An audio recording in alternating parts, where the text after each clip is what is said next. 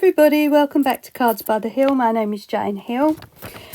So I've removed the audio from this video and I've actually recorded over it this time as the music was horrendous. This is the edited version. So we're going to use a 6x6, nothing special, just your average card base. And I'm going to make a triple pop-up card. So this is super easy and simple. Don't worry about it. Once you get the hang of them, they'll be so easy for you to make. We need to add an insert piece for the pop-up. So I've got an A4 piece of card in cream. That obviously needs measuring and cutting down. So as you can see, I'm just going to do that now, and this will be used for our pop-up card. So I'm just measuring now, and then I'm going to cut that out and make sure that fits in. There's going to be a border at the top and the bottom, but I'm not that worried about it. It's going to be a border all the way around, slightly bigger at the top and bottom. It's up to you how much of the card inside you fill, so that's entirely up to you. So yeah, I had a few complaints about the music on the first take of this video. I had no idea that the music was that incredibly loud or disturbing in the background. This is the third time that this piece of music has done this to me, and yet I still used it again because I'd forgotten. But I have made a note now of this particular piece that doesn't work with videos for some reason, so it shouldn't happen again, hopefully. It's taken several hours, I can tell you, to try and sort something out to amend the situation. So back to the video, I'm just cutting it down now. So I'm going to bend the insert in half so it's easier for it to fit snugly inside the card. And I'm going to just tidy up the edges, and then it's going to go straight into the card once we've made our pop-ups. So you can use obviously any size card you like. You'll have to make sure your measurements work inside for the insert. And then I'm going to show you how to do the pop-up before we do anything else, because obviously we do the pop-up before we add in the backing paper or anything. So let's have a look at the pop-up now. So the card itself now measures, the insert now measures rather 5.5 inches. So what I'm going to do is go in from one side at 4.5 and 5 inches and make a couple of marks on those 2 points. So you'll have to do it according to what size you use, obviously. And then I'm going to go from 1/2 inch and 1 inch on the opposite side. And then in the centre, it will be 3.5 inches and 2.5 inches. I'm just marking that out now. Just making sure they work and they're a good distance apart. So 3 and then 2.5 inches. So then you just make your snips. You could go down as far as you like. You don't have to go all the way down to the marks if you don't want to. Obviously, the deeper you go, the bigger the pop-up, but you can use whatever depth you want. If you only want skinny ones, then you do the marks closer together. If you want thicker ones, you do the marks further apart. So then make sure that it's folded well, bone fold if need be, and then open and close a few times just to make sure that the pop-ups work and they're cooperating with the insert, and you can get a good bend on them when the card is opened. So then try it out inside the card. Make sure you're happy with it in case you want to snip a little bit deeper on any of the pop-ups. And that's fine as far as I'm concerned. So that can now go into the card. But I think we'll add some backing paper first. So I'm just finding my backing paper pad, which is a 6x6, and it is, and I can't find it here, it's a beautiful pad, you can see for yourself. It's got glittered sheets, embossed sheets, patterns, and it is by Kaisercraft.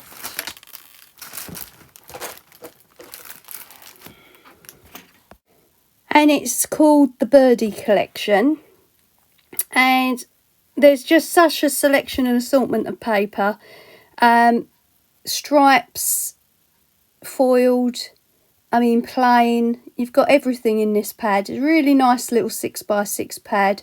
You've got raised glitter dots there, and at the back you've got assorted tags, borders, cut out pieces. A really nice little pad. So I'm going to choose some paper from here, and I think we're going to go with the stripes. So those are going to be the choice for the inside pieces. So I'll take those out. And then of course I've got to measure and glue those for the inside of the cards, because although it's a 6x6 pad and it's a 6x6 card, said this a million times, they never seem to fit. So I've just got to trim down a little bit of edging on the back. So I'm going to mark that out. Obviously you can use whatever paper you like and whatever size card you like.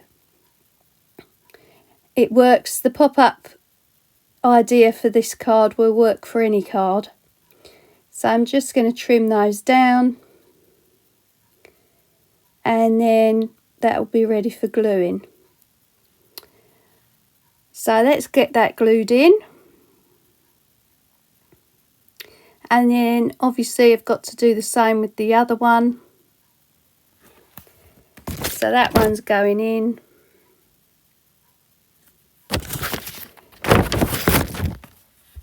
So the same with the other side, obviously. You don't have to use backing paper inside if you don't want to, it's up to you. It's just nice that when you look through the insert part of the card where the pop-ups are, you can see a pattern behind them. That's literally all it's for, really. And then it looks finished, you know. So that works well. I'm just going to trim off the last few little bits that need doing. And then that will be the backing paper done. So now once that's completed, the insert can be glued in. Now make sure you don't put glue on the other side of the insert where the pop-ups are, otherwise you'll end up ruining your card. So test it out first, as I did, just to make sure it opens and closes okay. And then of course apply your glue, and then the insert can be put in. Now glue down one side first, as you see me doing, and then let the other side just fall down once you close the card, because the insert is going to want to move slightly according to where it's been positioned in order for it to open and close well. So hopefully you get an idea of what I mean now. Alright, so that's the inside done for the time being. Let's choose some backing paper for the front. And I think I'm going to go with flowers. Just showing you some of the embossed ones there. So we'll pick this particular flowered piece.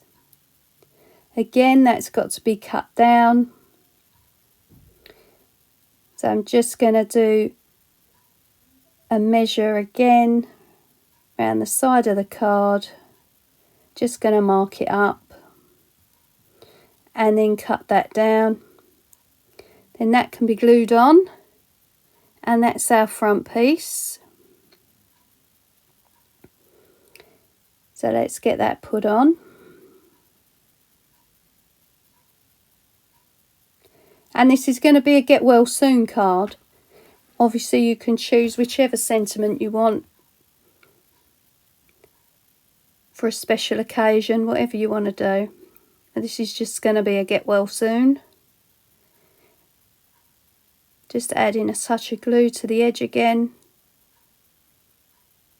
And then that's that bit done.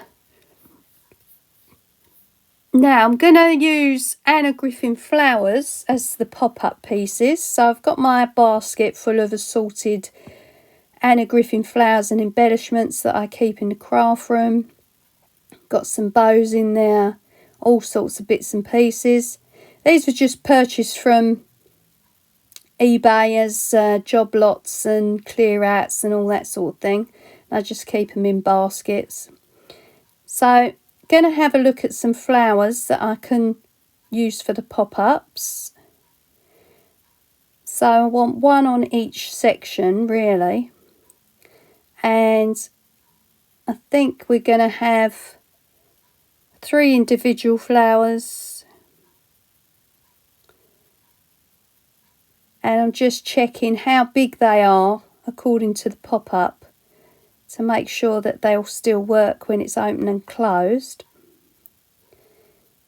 And you can use anything you like, you know, you can use photographs, pictures, words, sentiments, anything you like.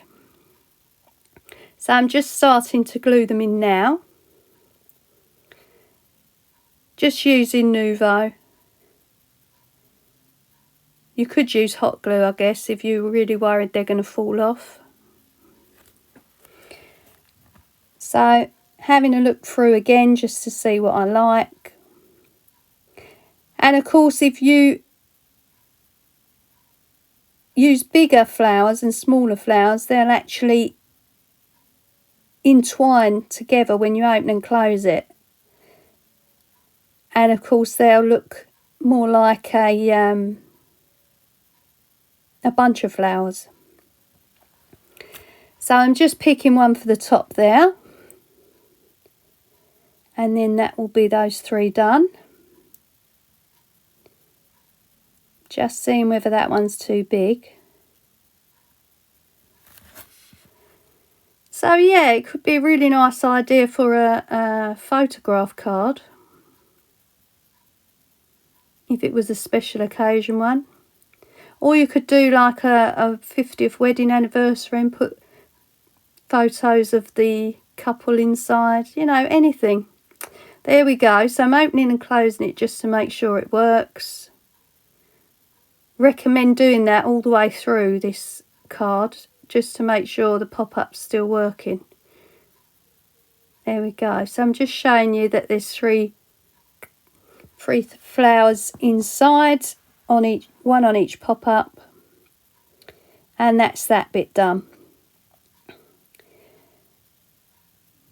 So moving along, I'm going to get some sentiments out, and I found this little plaque in the packet, so I'm going to add that to the front, which I think is really pretty.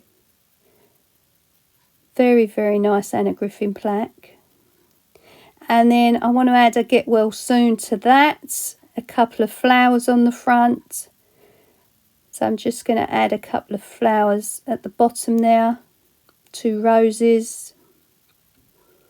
And then I've got to look for a get well soon tag. There we go. Little embellishment in the middle. So I'm going to get that one out. I'm testing out different ones to see whether I change my mind, but I think we go with the get well soon. Yeah, there we are. So I'll put the get well soon in the middle. And then I want to add a couple of little embellishments as well. So we're going to add a butterfly next to the flowers. And then we're going to put dragonfly up the top, just on the edge of the sentiment.